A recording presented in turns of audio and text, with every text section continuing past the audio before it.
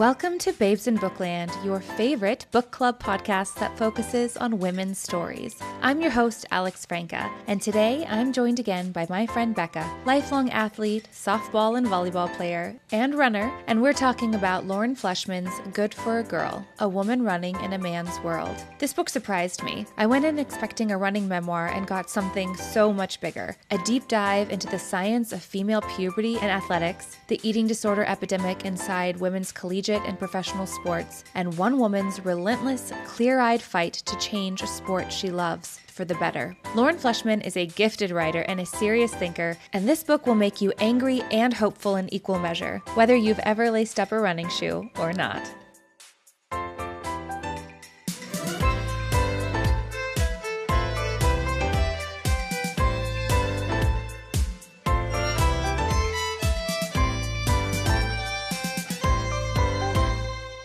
Hi, Becca. Hello. Thanks so much for having me again. I'm so excited to be here. Thanks for coming back. Okay, well, first off, why we picked this book. You are a runner. You are calling yourself a runner now. I think you have to. You've earned that. I think I'm there. Yeah, it felt hard to say that. Everybody kind of has their own threshold of when you feel like you're a runner, and everybody's feelings about that journey are valid within whatever their journey looks like. But for me, I felt like maybe about 6 months in, when I was starting to be really consistent, I had a race under my belt. I was like, okay, this is it. I'm a runner. I'm calling myself a runner now. Yes. Okay, great. And then so I sent you a few memoirs by women runners, and you picked this one. Was there any particular reason why you felt this one was a better fit for you, or did have better ratings? What was the truth? Well, one thing that stood out to me about this one is she just has such a great story. And I have read some really great stories about women and their running journeys. But something that stood out to me about her book specifically was she wasn't just focusing on herself. She was focusing on the sport and women within the sport. And so I felt like not only was I reading a book and gaining inspiration from her and her story, but I felt seen in her story too. Yes, I'm a new-ish runner, but I'm a lifelong athlete. I played sports growing up. I played softball and volleyball competitively. And so this is about women running in a man's world, but it's more so about the sports, industry across the board for women. And so I felt like not only was I going to be inspired as a runner, but also just, feel seen as a female athlete. This book surprised me. I had no idea what we were getting into, and I was not expecting the science and the history lessons along the way. And I really appreciated that. I like going into books as blind as possible, especially when it comes to women's memoirs, because you're just along for the ride. I also think that Lauren is a really great writer. She packs a lot into these pages. It's part her personal journey, like you said, it's part education, and it's part advocacy. You can really feel her intense love for the sport and the women who participate in it, and her earnest desire for them to have a better experience within this sport and all women in all sports. I think that this is a very valuable memoir and resource for mothers of female athletes as well, because there were some things in here that honestly truly surprised me about, especially the female runner's journey, which we will get into shortly. Yes. Okay, let's get into the book. So it was published in 2023, and this is her dedication. From my mom, Joyce, my first holistic coach, for Jessie, my greatest teammate, and for the athlete. All right, so we're going to start with our quick topics. In her introduction, Lauren writes, running will always be home for my body and my mind. So you talked about how long have you been running now, Becca? I officially started last July, so a little more than a year. Okay. What was the impulse? Did you just put on your shoes one day and said, I'm going for a run? How did this start? Kind of. I mean, I have done this. I have started running and stopped running multiple times in my adult life. I would get into it maybe for a few weeks, and I would do it, not really with any consistency. And then I would just stop it. And then I would have a baby, and then, and then I'd be postpartum, and then I'd make an excuse one way or the other. I just finally, I don't know, maybe it's that like I'm done having kids. And I was like, okay, what kind of excuse am I going to have now? Yes, they're still little and there's still so much going on. I don't know if you feel this way, but I feel like when I'm pressed for time, I try to do more than ever. Mm-hmm. So I don't know. I did. I just said, okay, I'm going to do it this time. And I think the difference this time was that I didn't try to push myself too hard, too fast. So I wasn't even trying to run a mile straight. I just said, for 30 minutes, I'm going to run, walk, interval. and that's it. I'm not going to do more, not going to do less. And I did that consistently. I started changing. I would run more than I would walk until I finally got to a mile and then 2 miles. And then once I felt like I was running 3 miles comfortably, that's when I just really started to create a plan. And so then I just had to get consistent with it, which isn't easy ever for anybody, especially when you have three young kids. But Mhm. I did it, and now it's just become a part of who I am. That's amazing. I am in awe of you. Okay, next quick topic. In our episode on Chanel Miller's Know My Name, which was your first episode with us, we briefly mentioned the ways that you stay safe on your runs. And I thought it was really interesting in Lauren's memoir, she never writes about feeling unsafe. And she goes on kind of these very lengthy runs through mountains and down trails and sometimes solo. I think most of the time it feels like it is with a group. But I just found that really fascinating that she never really mentioned the fear she felt running alone. Maybe we can just kind of recap a few of the things that you do to stay safe while you run. I think a lot of it comes down to the time of day that I run. If I'm running while the sun is out on a trail that, there's other people on, I generally do feel okay and feel safe. Most of my runs are just at 5 in the morning when it's dark out. And, I do feel very safe in our neighborhood, all things considered, but I still don't want to take that risk of not having something to protect myself if I need it. I've never needed it, knock on wood. I've always been very safe, and it's a well-traveled area. There's lights, there's a high school, an elementary school, a Starbucks, a fire department. So it's not like I'm running in the middle of nowhere at 5 in the morning, but you just never know. So I do, yeah, I run with one AirPod only, and I don't have a noise canceling on it so I can hear around me. And then I do run with pepper spray, and I have a light on. And it's interesting. I see a lot of other runners, and I see a lot of female runners, and I don't notice anything in their hands. But so, it really is just a personal preference. And I just, like I said, though, if I'm running in the daylight, generally, I don't have anything with me for protection because I do feel pretty safe. But yeah, I think the fear thing is very real for so many female runners. And it's sad that that's kind of the world we live in. But I'm thankful at least that there's awareness around of like how we can protect ourselves and be safe while we're enjoying our sport. Definitely. Next quick topic. Lauren writes a letter to my younger self for this website. She writes, warning my younger self against the shadow of the sport and the choices I'd be faced with. So we will link that letter in the show notes because it's available online. But Becca, if you could write a letter to your younger self, are there a few key things that you wish you could tell your younger self? Yeah, I would tell myself to stop caring so much about external pressures and external factors that are influencing your internal view of yourself. Mm. I really did struggle with that in high school, which I think many young women do. I'm hopeful that it's changing, but I feel like our age, especially we were coming of age in a very interesting time. And I remember just worrying so much about what other people thought. And I cared so much about that to where it impacted the way I viewed myself. And even playing sports, really did empower me to just love myself and love what I'm able to do. But there were still so many voices and chirping in my head about that. And I just wish I could go back in time and tell myself that. But the best thing, I can't go back in time, but I can raise my daughters to not worry and not think in that way. So that's the way I can maybe not change the past, but just kind of help their future.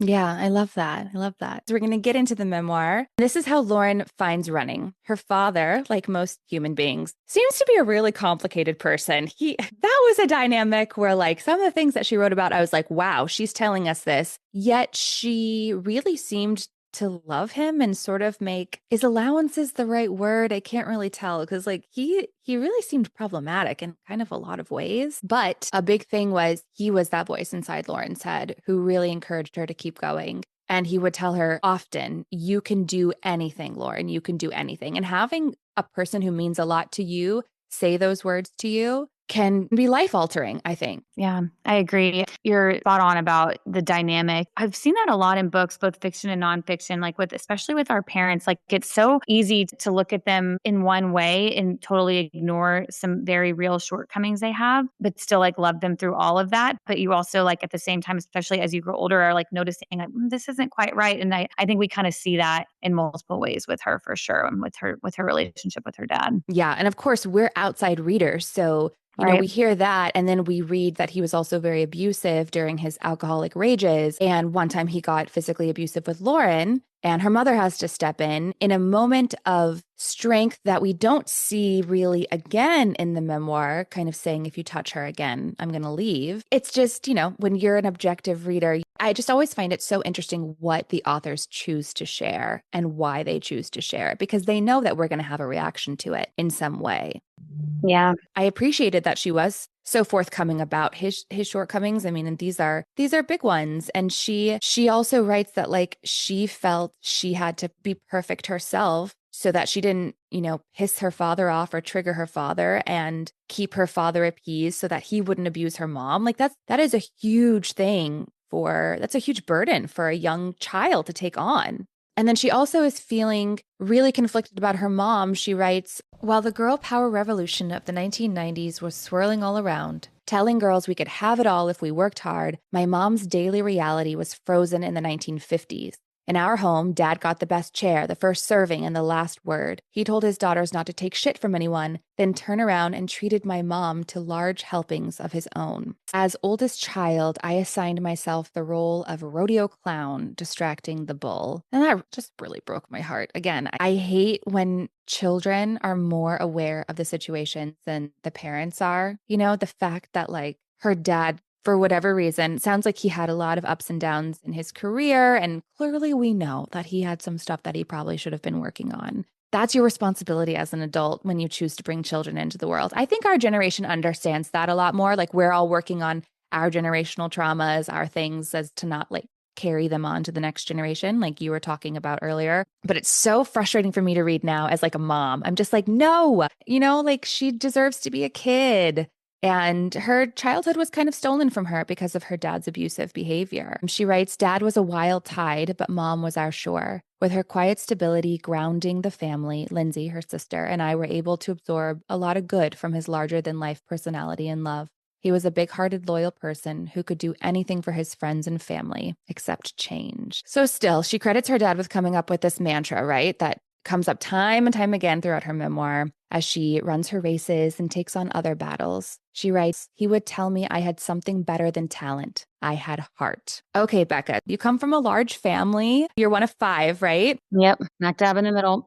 How did your parents give love and attention to all of you guys equally? Or were there times where you're like, hi, I'm here? I know. Well, definitely there were times like that, as any middle child will tell you, and especially as a middle of 5, when there are so many competing things going on around you. But I think the biggest thing is they just like, they knew us as people. Like we were these little humans to them, of course, they were their kids, but they knew our strengths. They knew our, areas of improvement, and they really like tried to capitalize on what those strengths were and listen to us when we had things to say. Like I know I danced really early in my life, and my mom was good about like putting me in a whole bunch of different stuff to like make sure. She did want me to play softball. Like she grew up playing softball, and my sister played softball, and so it was kind of written in the stars for me, but she did still make sure to like immerse me in different things. And I think that is a way of showing love. Now that I'm a parent of kids who are involved in activities, like it could be so easy for me to tell Nora like, okay, you're playing softball and that's it. At the end of the day, that wouldn't be showing love to her. I think that's one really meaningful way they showed love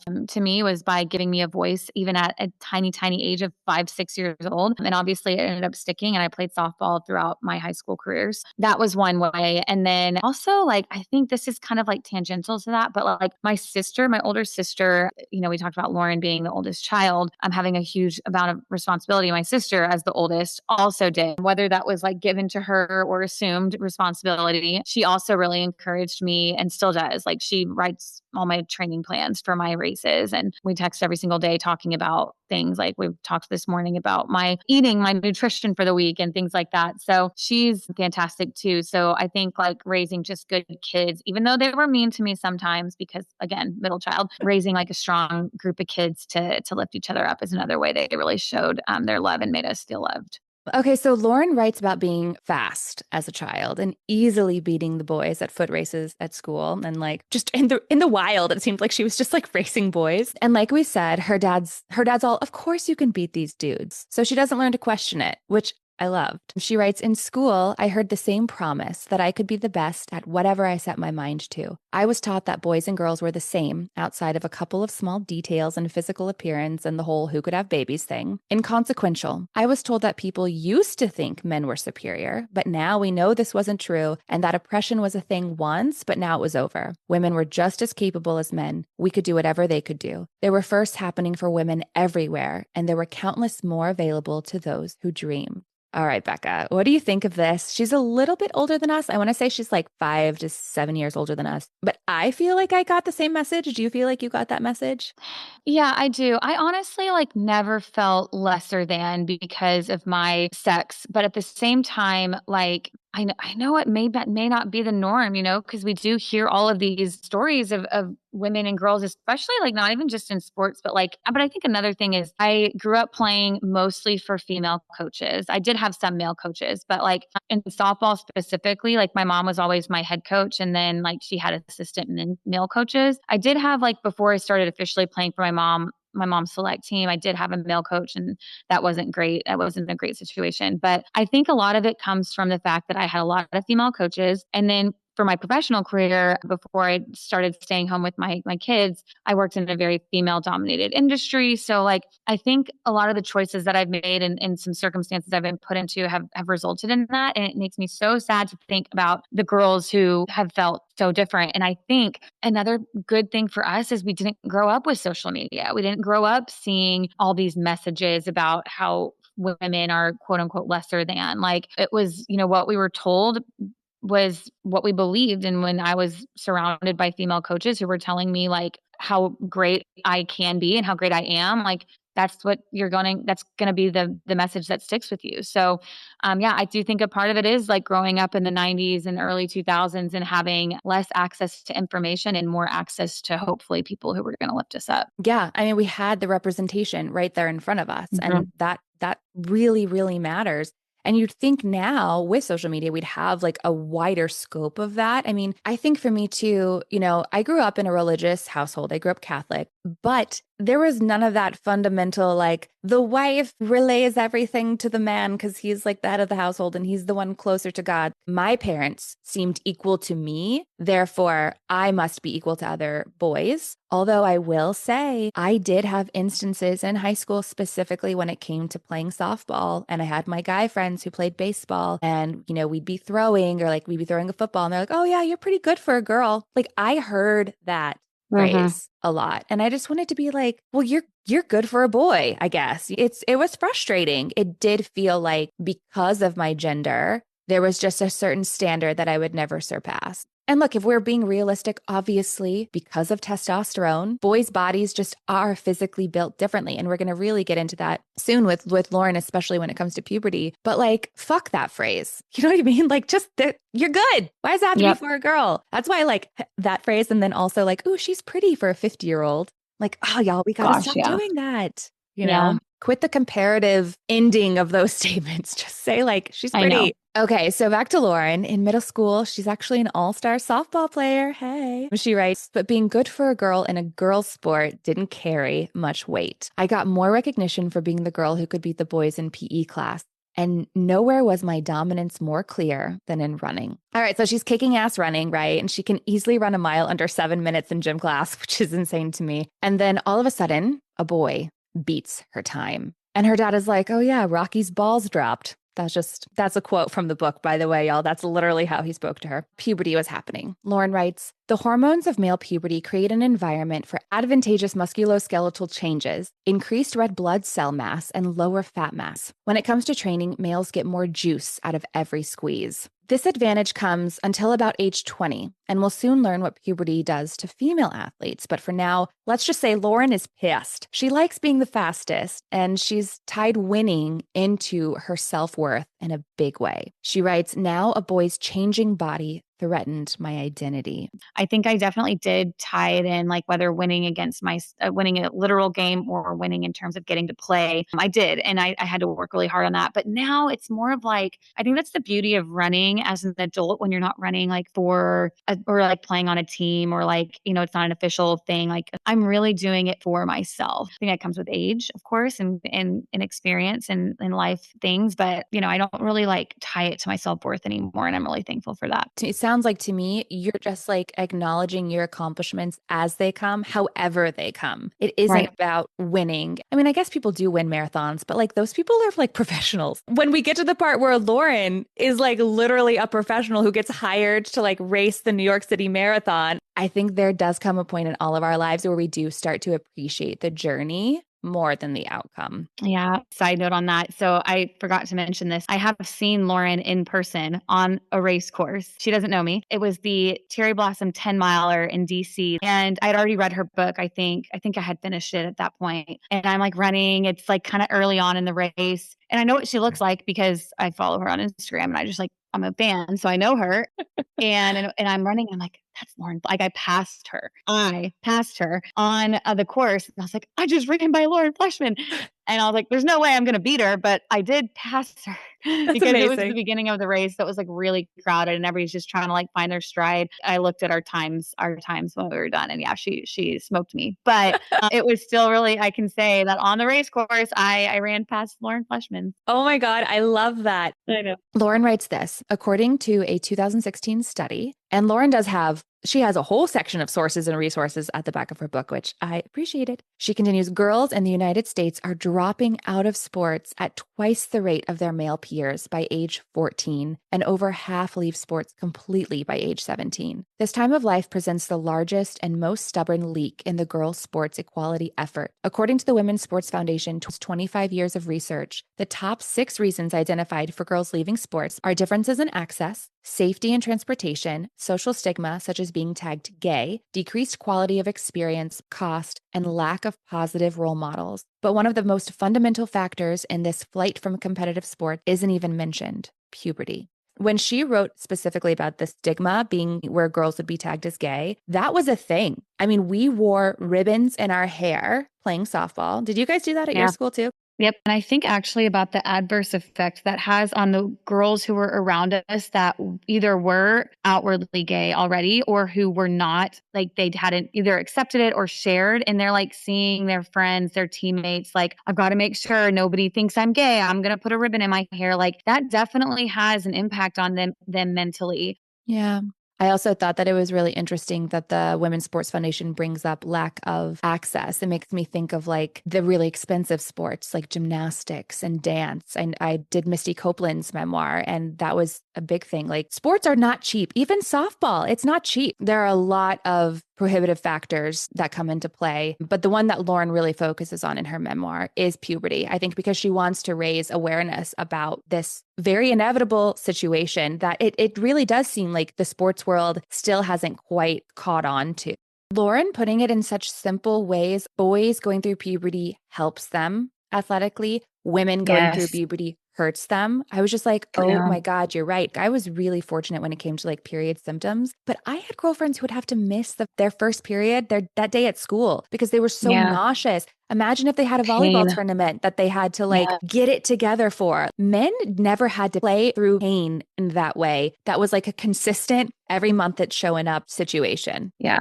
I think about it now, like I'm tracking my period. Like, am I going to be on my period for this half marathon? Am I going to be on my period for my marathon? Like, am I going to be able to run for 3.5 hours, like without changing my tampon if I'm Oh on my my period, God. like, and again, men just don't have to worry. Like, am I going to be cramping that day? Am I going to be bloated? It just goes to show you like how strong women are. Like, we know Mm, this, we know it, but like all the things that we're fighting through, like the general difficulty and fatigue that comes with training for a marathon, on top of everything else we're fighting every single month with our bodies and maybe on the day of. It's just incredible. absolutely incredible. And we will Yeah. get more into that right now. So, Lauren gives us a lot of information on just how puberty affects the female body, even though it wasn't really affecting hers at this point. While the girls around her are starting to develop, she isn't there yet. She writes, I found myself torn between feeling left behind by this pack of girls and hoping that mine would stay the same forever. She simultaneously feels this desire to have the quote, feminine body, but knows that her current body serves her better in her athletic endeavors.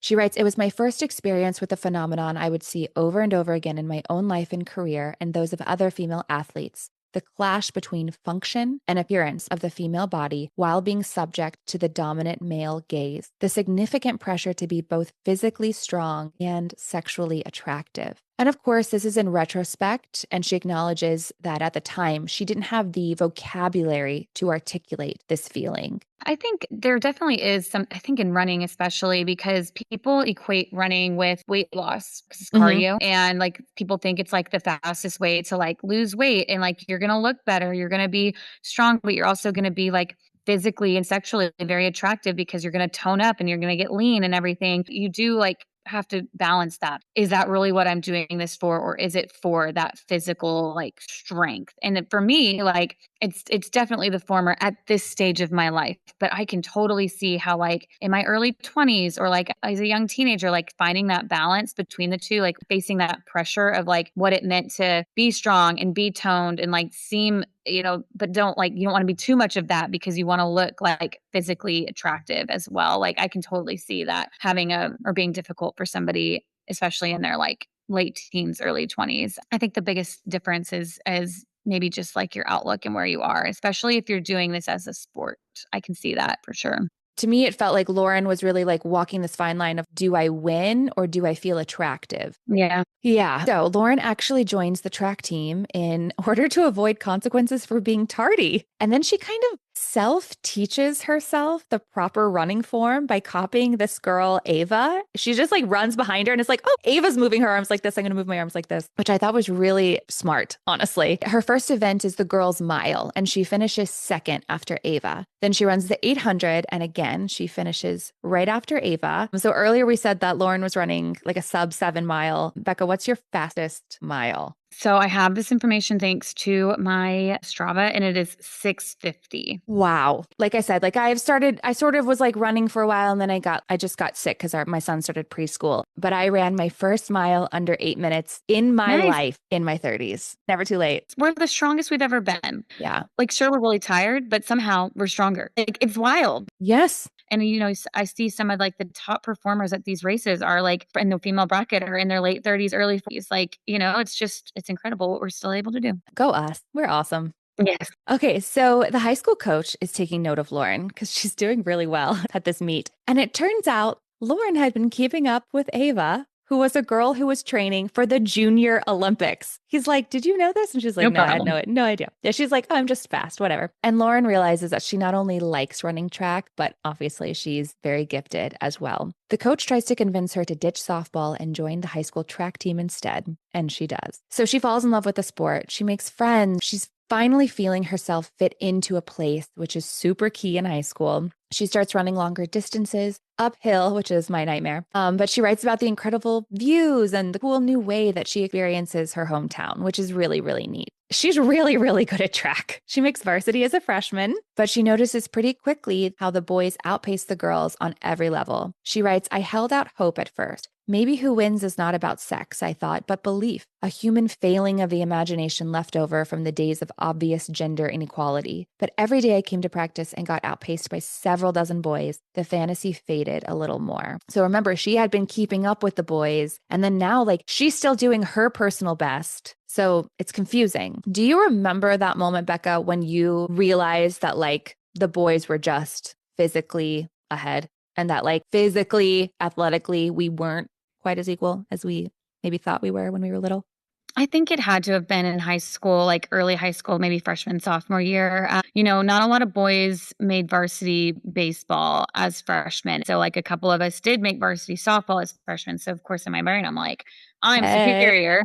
But then, as we grew in high school, like some started to make varsity as sophomores, and I just, they just kind of all felt like they were sprouting at that moment. And for me, I was never going to be super tall. I'm like 5'3", and that was it. And I, wasn't super like muscular or anything like that. Like, and even if I was, like, it wasn't going to be at the same rate that some of these boys were. So I think it had to have been at that point. And I think that's also when I started to notice like people just cared more about boys sports. It was like, my parents and maybe my boyfriend is going to come to my game, but we're not going to have a big student section. So I think like that's kind of when I started to notice both the physical difference between girls and boys, and also just like that level of interest, and Yeah. which is kind of a really sad place to be, especially I've been working my whole life. Like I've been working since I was 4, 5, 6 years old to be good at my sport. So it's kind of it's a hard place to be in for sure. The crowd lifts you up when you Yeah. play a team sport. Like it does help. Yeah. That's why there's home field advantage, home court Yeah. advantage. Right. Okay, so fortunately, due to Title IX, the girls had to have the same sport opportunities and rewards as the boys, and this helps Lauren feel better.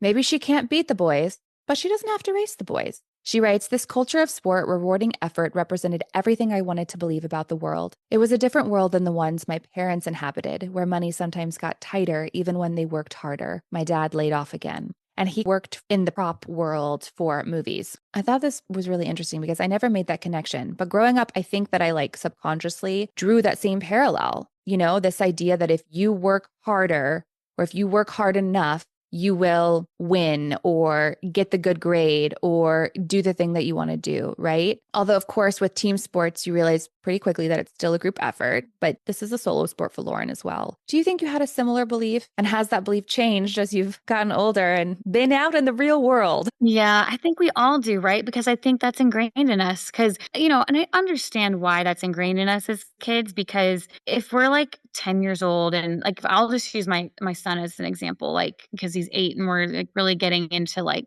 what it's like to be a part of a team sport, and what it's like to be a part of a solo sport. He's running and he's playing soccer. If I tell him like, oh, you can work hard, but sometimes it may not work out for you, like a 10-year-old brain, he's just going to be like, then why am I What's the trying if it's point? not like Yeah. it's not guaranteed, And so I do understand why we kind of set things up for kids like that, because we want to instill in them a sense of work ethic, but they do need to fail in order to see that it's still worth trying, like, so I did have that belief. It's changed as I've gotten older, like in the sense that I've accepted that hard work will not always mean like a payoff. But what I've really learned is that like any lesson I can learn through it, a failure, like failing is not a bad word. Like it's we've been conditioned to think like failure equals bad, and like obviously nobody wants a failing grade, nobody wants to like not make the team, nobody wants to you know this weekend, like I don't want to DNF this race, but there's always something to learn from it. So I think like, yes, it's changed, but it's also just kind of evolved in a way, not necessarily like that I don't believe it anymore. I completely agree with what you're saying on like a personal level. I do think it's really important to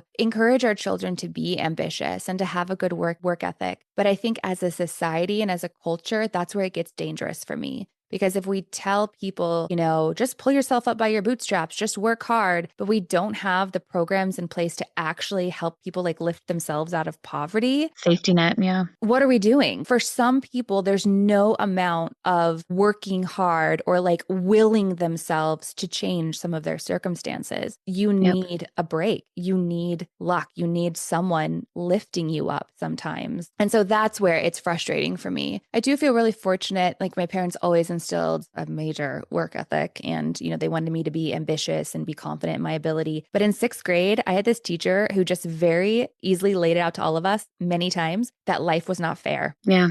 And I think that's a really important lesson for kids to get young too, because it isn't fair. You can work really, really hard at something and it could not work out. But then how do you keep going? How do you keep trying? And that's building resiliency. So it's just like everything, it's just finding that balance. Yeah. Okay, so back to Lauren. That first year, she's the top freshman in the state of California, and her team wins state. But the captain of the boys' team tells her something weird. He says, "I know you're rising fast and it's really exciting. I hope you stay encouraged. A lot of girls run their fastest as freshmen, but no matter what, you can have fun. I hope you keep having fun. seems really nice, but also feels very dark. And Lauren's like really confused. And she's just like, huh, what are you talking about? But of course, over the next 3 years, she will come to understand what he meant.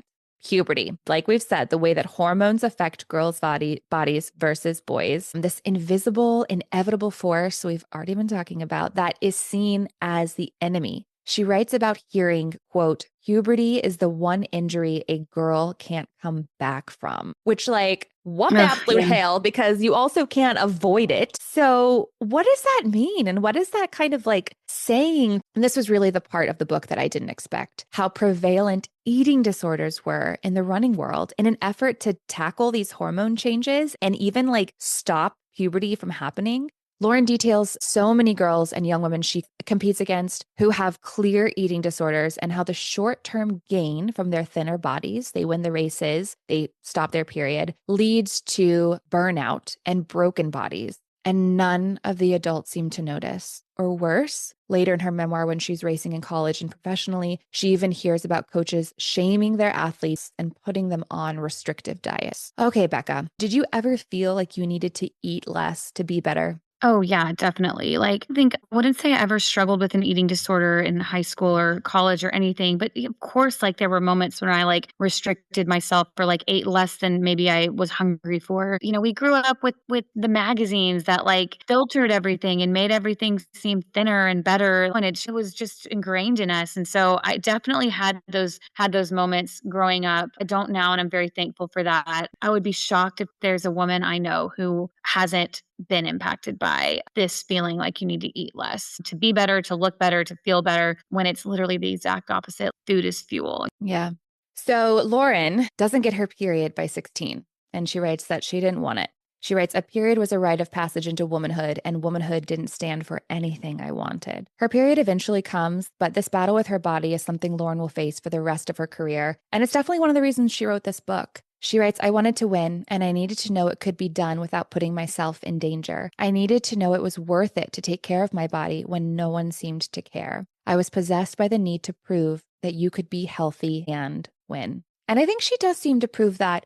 Though she still does lose some of her races, her career lasts way longer than many of the other rising stars who did struggle with an eating disorder. All right, this is a long one. Stick with me. She writes, in 2022, the NCAA still has no official policy concerning eating disorders, despite creating ideal environment for them to propagate. The National Center on Addiction and Substance Abuse at Columbia University found that 35% of female college athletes and 10% of men are at risk for anorexia, and 58 versus 35% of men are at risk for bulimia. When it comes to addressing the largest threat to athlete mental health that disproportionately affects women, the disease that destroys major organs and body systems, depletes bones, and has the highest mortality rate of all mental health disorders, the NCAA takes a libertarian approach. Coaches can do something to prevent and manage them, or not, and they aren't held responsible either way. Compare this to the fact that the NCAA, when confronted with concussion research and potential liability, created research-backed and strictly enforced checklists and policies for head injuries that all programs must adhere to. This pathway from concussion research to policy change shows us the way. All we need now is the will.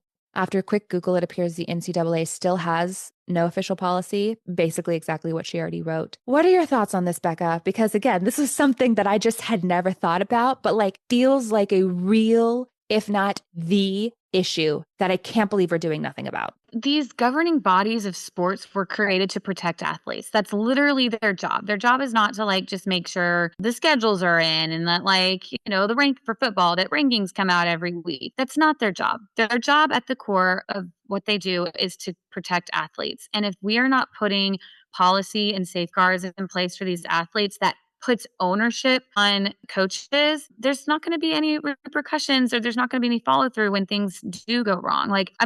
You would like to think that adults in the room, when you're dealing with like college athletes and the adult being the coaches, like you would like to think that they are going to do something when they see it. But if people don't feel like there will be repercussions, if they don't, they may just turn the other cheek. Or if their team is winning when Exactly. their athletes Exactly. are not eating what right? Yeah, exactly. No, and I totally agree with Lauren that it's just not, it's unfathomable that we like haven't gotten to a point where this, knowing what we know now, isn't something that has been the priority, because I think it just goes to show you how, but I guess men are not, they 35% at risk of bulimia. It's not just women who are impacted by this. So I like to think that things are changing. I'd like to think that things are getting better, but pressure still needs to be put on these governing bodies, because if there's no pressure, what are they going to do? Nothing. I feel like it cannot be that hard to have a mental health professional now be a part of any athletic system. It feels so necessary. People like Simone Biles dipping out of the Olympics to protect her mental health. And it's like, you're right, Becca. If this organization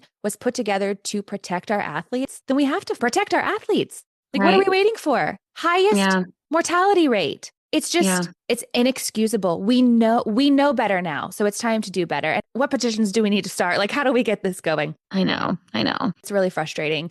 So Lauren is heavily recruited, and y'all, look, Lauren goes into a lot more detail. We're kind of flying through here because we have to, because she brings up so many interesting topics that I feel like I have to kind of rush through her story. But she's recruited by many colleges, ends up choosing Stanford, which doesn't offer her a scholarship her freshman year. But because when Lauren had point blank asked about eating disorders, the coach responds that Stanford is a healthy team and she wants to keep it that way. That coach ends up leaving the summer before Lauren starts the team at Stanford, but the general athletic department seems to subscribe to that same approach. And Stanford ends up being life-changing for her in many ways. This is where she meets her eventual husband, Jesse. She even writes in her journal that she met her future husband the day that they met, which I thought was really sweet. Listen, Lauren accomplished a lot during her time at Stanford, but we're going to go through her college years. I did find it interesting that she and Jesse were so back and forth because Lauren wanted to stay focused on running, and she thought that Jesse stole her focus, a fact that her coach also pointed out to her. And she writes this: women made great men possible. What made great women possible? Avoiding the vortex of men's ambition?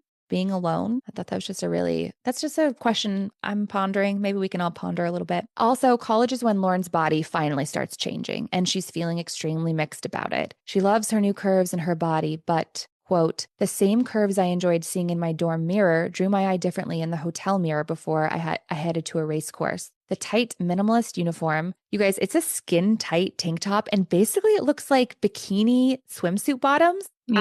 I had to Google it and I was shocked. A lot of women run in those still. Wow. I would just think that the thigh chafing, but then I guess maybe their thighs aren't chafing because their legs are so toned. But goodness, I just remember picking all the wedgies out of my volleyball shorts, just constantly trying to tug that thing down over the tush. Lauren continues, made it tempting to compare myself to others. And in an attempt to hold on to my confidence, I'd move my gaze from my undefined thighs to my eyes and remind myself of the strengths others couldn't see. And remember, her dad again and again really hit home. She had heart. Could she will herself to win even if her body wasn't as thin as her competitors? And for a while, yes. But then to almost prove a point, she starts eating more and she stops winning. Her coach suggests she eat healthier, but there's this underlying message: don't get an eating disorder. She writes, research tells us that the majority of female collegiate athletes are unhappy with their bodies, and 90% of those feel they need to lose weight. An average of 13 pounds. That's a lot of weight. That's a really big number for a college athlete who these women are already in pretty, I would think, prime shape. Yeah. 13 is not a small number for sure on anybody. Right. And Lauren writes this about the boys track team. They were focused on battling the competition. We spent so much of our competitive energy battling ourselves. So when the women's team doesn't do as well, their coach tells them they have an integrity problem. Lauren writes, disorders, self-harm, self-sabotage predictably show up on teams all over the world. But instead of asking why, we shake our heads in frustration and continue to blame the women. These behaviors look like personal choices, but they are choices made within a particular sporting environment that women had to fight to get access to, but did not get a chance to create. That's where I think equity versus equality really comes into play. You have to do things differently in order to level the playing field. You don't just treat everyone the same. And Lauren's just really laying the groundwork of why that's necessary. She writes, the NCAA does not have any female-specific policies or best practices for the issues that disproportionately befall them within the college sporting environment. Why? I should have looked this up. I'm thinking the head of the NCAA is a bunch of men. Oh, totally. It's not even on their radar. Yeah. Because here's the thing that Lauren learns, and the thing that she wants all young female athletes to know and their supporters to know. She writes, they actually need this plateau to happen because they will never reach their full potential without it. Nobody has told me that the record holders and the medal winners are grown ass women, not girls, and their best years will truly begin in their mid 20s. Yep. You talked about how when you're racing against women in their late 30s, early 40s who are still so strong and, kicking ass because they're treating their body as like a temple now and like fueling it instead of withholding from it. And that this is the point that she's making is if you fight against your body when you're young, you restrict your eating, you don't give yourself a chance to reach your actual peak. And estrogen plays a crucial role in bone density. And so when these athletes have these eating disorders, they're halting their periods, their estrogen drops, which makes injuries more frequent and harder to come back from. There are 26 bones in the human foot, so 52 bones in all, both feet. That accounts for 25% of the bones in our bodies. I thought that was a really fun fact. And these bones are really fragile. And even Lauren faces a foot injury later in her career, even with healthy eating habits. And I know an injury can be just the most defeating thing in the world. So no matter like how careful you are, how healthy you eat, like that can happen. And it's really debilitating and sad. You've been working so hard for something. Obviously, what you're doing right now is for you, and there's no one that you're competing against except yourself. But these Right. athletes, they have scholarships to maintain. They have races Yep. that they need to win, especially if they try to go pro. I just see this like cyclone that all of these female athletes are getting caught up in. And I Right. just am so glad that Lauren is raising awareness about this. And she gets caught up in it too. Like I said, she was like eating a lot to prove a point, and then she needed to lose weight, and then she wasn't doing as well. And then so she would restrict her eating a little bit. She wasn't immune to this at all, but I feel like she was able to have a more like outsider's view of it because she didn't start her period for so long. She wasn't in the fight. So she was able to like watch the fight for a while and like prepare herself for like the war, I guess, when it finally came her way.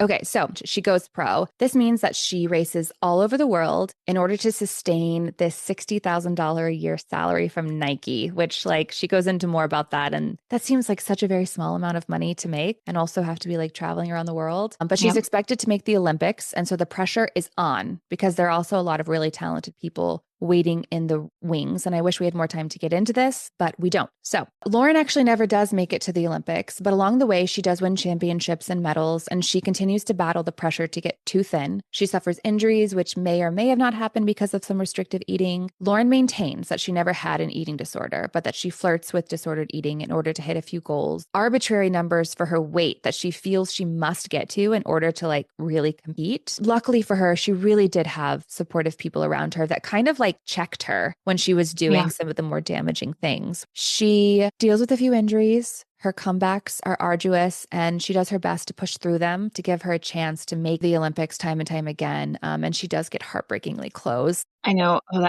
part killed me so bad. I remember I was actually like running when I read that part. I was listening to the audiobook and running, and I was like, oh man. But like she's still so inspiring. I mean, Yeah. it just goes to show like something like that, like which I'm sure she still thinks about to this day. But when you think about her story, like all encompassing, like she still has so much to be proud of and clearly to write a phenomenal book about. But I do remember being just so heartbroken for her. So she also realizes that she needs to make a difference in this sport she loves so much. And she tries a few times to work with Nike, relaying, quote, my ideas for changing the culture of eating disorders and promoting health for female runners. But they keep telling her, you need to be an Olympian for people to listen. She doesn't take that for an answer. And she emails the CEO of Nike instead after seeing the catalog of Nike models. And she's like, these women aren't real athletes. These are models. Like, again, you're just perpetuating this idea that actual female athletes aren't beautiful enough to model your athletic clothing. Like, what's wrong? There's something really wrong with that. And they hear her, which I thought was really, really cool.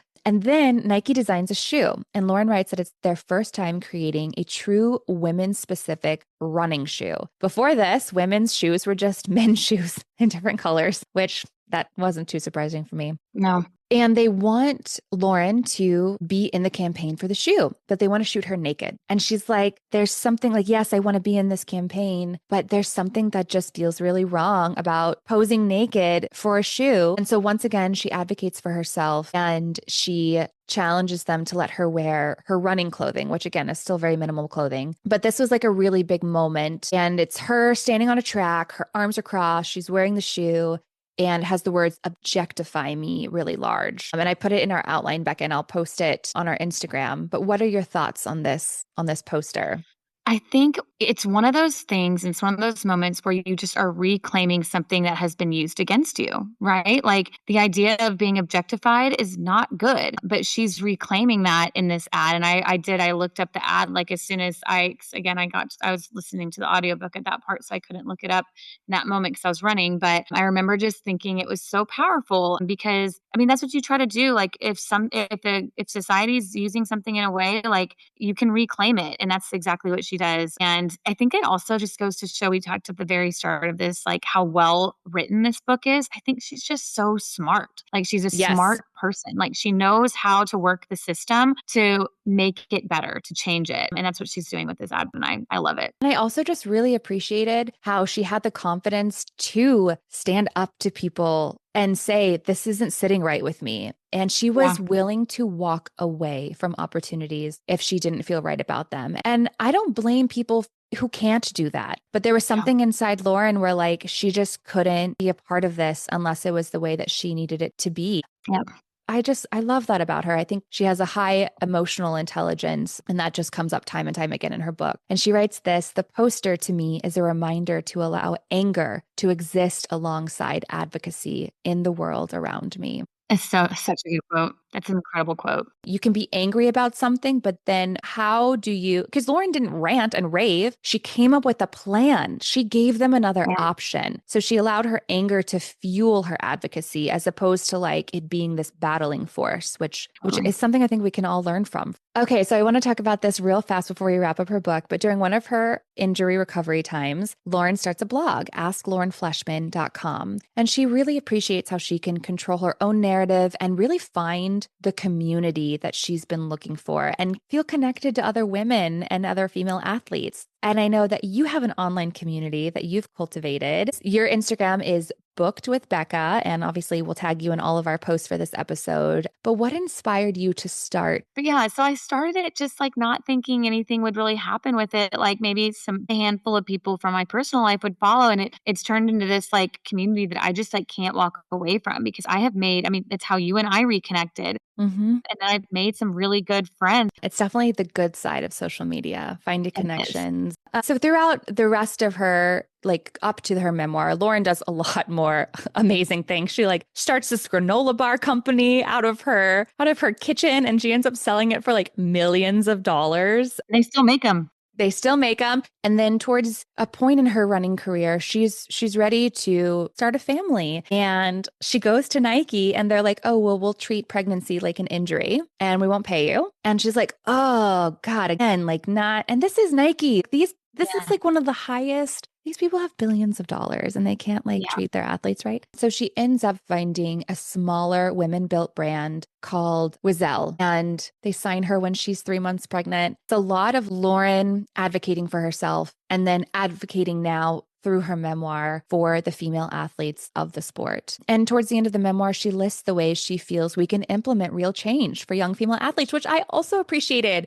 I think sometimes people are aware of the problems, but then you feel like, okay, well, what can I do about it? She talks about school programs that can focus on menstrual health, injury and mental health statistics, coaching jobs that accommodate children so women feel support to coach. She writes, really, it all begins with a willingness to see women as human beings worthy of thriving. The problems women and girls face need to be seen as human issues that everyone takes responsibility for changing. She writes this: my whole life, I've been engaging in the hard work of learning to run for myself, not for others. I had been learning how to return to myself again and again in a world full of forces that consistently pull us away. I wanted to hold tight to that knowledge even more strongly. I wanted to pass it on. I think she is. I just really love this book, Becca. Thank you so much for choosing it. I feel changed after reading this book. I feel like I've been made aware of a problem that I can like no longer ignore. Yeah. And I feel like, as a reader of nonfiction, like nonfiction can feel very niche. Like people can feel like, oh, I don't run. I don't do this. I don't do that. I can't read that book. Like I'm not going to take anything from it. And that is like the furthest thing from the truth with nonfiction across the board. And like really, especially with this one, like you don't have to be a runner. You don't even have to be an athlete to feel like you take something from this book. Yeah, I totally agree with you. I think she has been such a force in her collegiate career, in her professional career, her post-professional career. And I think the hard work that she's doing and still doing every day is going to continue to make a big impact across the board. So I'm really thankful for an inspiration like her to learn from and to look up to. And I just hope that I can continue to do the things that all the great things that I learned from her in her book, like continue to do it myself, for myself and for my daughters and future generations. Because like you said, our goal really is just to make things better for those coming behind us. And that's what she's doing. And I hope that if you ever see her at another race, obviously not while you're I running. need to say hi next time. You're like, Lauren, I read your book. But yes, I hope you do. I know. And I loved it. I just think it's hilarious that I was like, I passed Lauren Fleshman. Maybe I was close to her time. No. One but day, I did Becca, maybe. Maybe. No, it was a cool moment though. It was really cool. Becca, you bring so many thoughtful takes. I'm always so happy to chat with you. Thank you again. Bye, thank you. Bye, Becca. And thank you all so much for listening this week. If you want to support the show, the easiest way to do that is send this episode to a friend or rate and review it wherever you podcast. Next week, author Dorothy Roberts joins to discuss her memoir, The Mixed Marriage Project. It's about growing up in 1960s Chicago with a white father and a Black Jamaican mother, and the unfinished book about interracial marriage her father spent her entire childhood working on. It's part memoir, part history, and completely absorbing. Until then, take care.